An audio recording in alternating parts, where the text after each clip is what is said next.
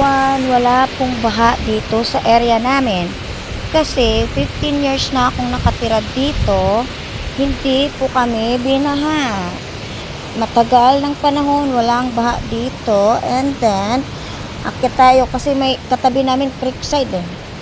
Hi po, good morning. Tapos, malapit kami sa tulay. Aroy, malakas yung hangin, yung payong ko ginabayo-bayo. Pero maambon-ambon na lang. And andito yung ilog. Malapit kami sa ilog pero may pader. May pader na mataas kaya hindi kami ginabaha.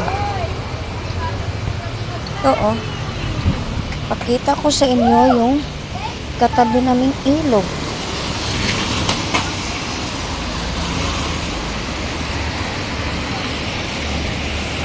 Dito ako magtitinda.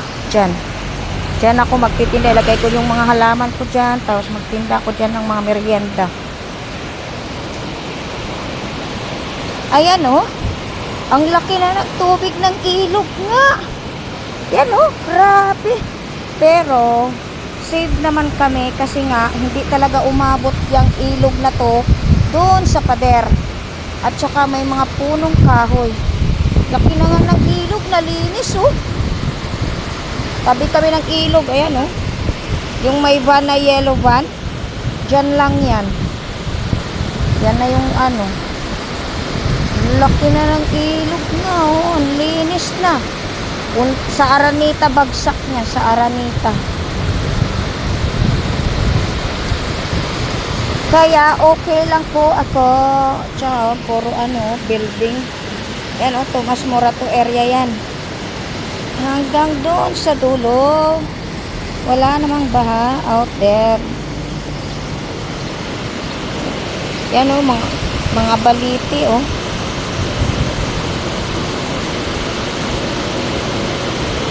Yung pader, matibay na yung pader. Kaya hindi ginabaha.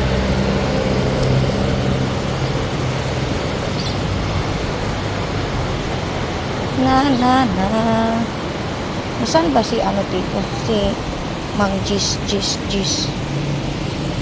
Kasi magtitinda na ako dito next week. Dito ako magtinda oh.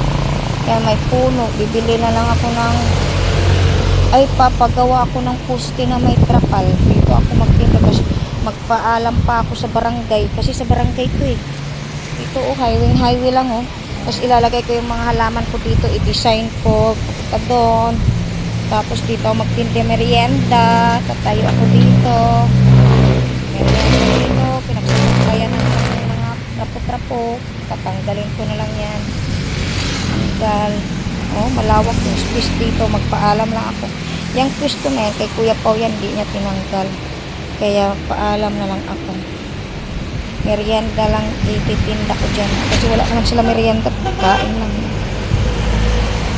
Okay, bye everyone.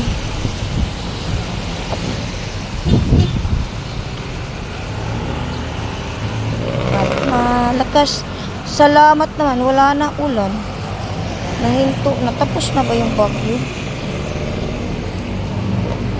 Dry dito. Dry. Yan pababa. Yan Tomas Morato. Tapos pababa. Ganyan na.